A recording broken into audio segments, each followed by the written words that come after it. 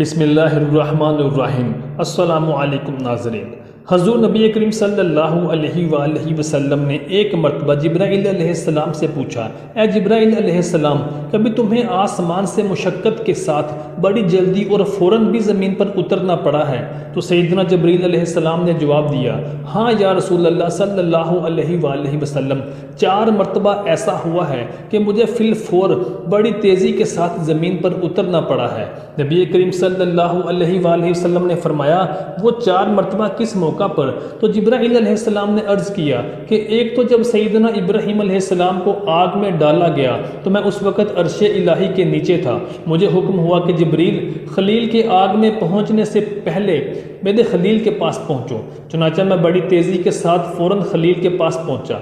दूसरी बार सैयदना इस्माईल अलैहिस्सलाम की गर्दन अतहर पर जब छुरी रख दी गई तो मुझे हुक्म हुआ कि छुरी चलने से पहले ज़मीन पर पहुंचूं और छुरी को उल्टा कर दूं। चुनाचा मैं छुरी चलने से पहले ही ज़मीन पर पहुंच गया और छुरी को चलने ना दिया। तीसरी मरतबा जब सैयदना यूसुफ अलैहिस्सलाम को उनके भाइयों ने कुएं में धकेल दिया तो अल्लाह ताला ने हुक्म दिया कि मेरे नबी को कुएं में गिरने से पहले ज़मीन पर पहुंचो। चुनाचा मैं कुएं की तह तक पहुंचने से पहले ज़मीन पर पहुंचा और सैयदना यूसुफ अलैहिस्सलाम को वहां से निकाल कर एक आरामदेह पत्थर पर बिठा दिया।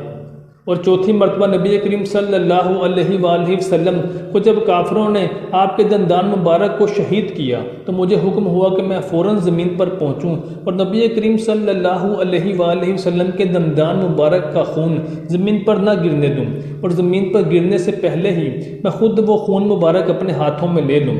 या रसूल अल्लाह सल्लल्लाहु अलैहि वसल्लम, अल्लाह ताला ने मुझे फरमाया था, जिब्राईल, अगर मेरे महबूब सल्लल्लाहु अलैहि वसल्लम का खून मुबारक ज़मीन पर गिर गया तो क़यामत तक ज़मीन में ना कोई सब्ज़ी उगेगी और ना कोई दरख्त। चुनाचा मैं बहुत तेज़ी के साथ ज़मीन पर पहुंचा और आप सल्लल्लाहु अलैहि वसल्लम के खून मुबारक को अपने हाथों पर ले लिया और उसको ज़मीन पर ना गिरने दिया।